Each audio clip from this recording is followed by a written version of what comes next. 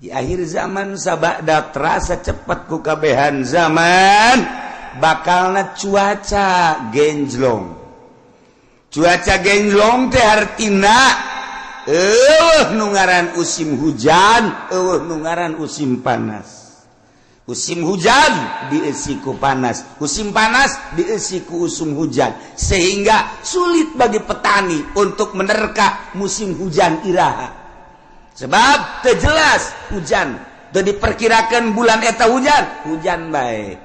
Teu diperkirakan bulan eta bakal teu hujan, teu diperkirakan bakal hujan, henteu jadi genjlog waktu.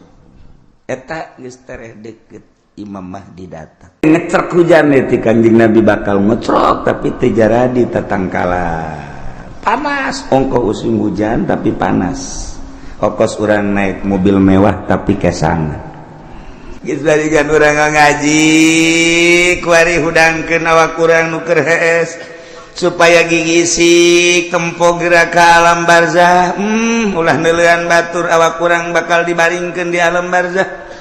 Nu dibawa kabeh ge sugih teu dibawa, gagah teu dibawa, kabeh ngan awak urang we jeung boeh.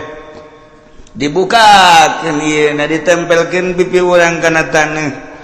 Sakadar urang gagah, sakadar gagah keur hirup paeh mah geuninganan kos kitu. Sugih keur hirup paeh mah geuning kos kitu. Baring bae bentakeun mata hate urang aing teh bakal kos kitu.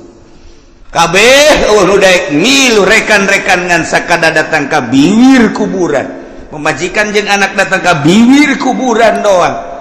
Pemimpin urang, kepala urang, mun urang bawahan ngan datang ke bibir kuburan doang. Selesai.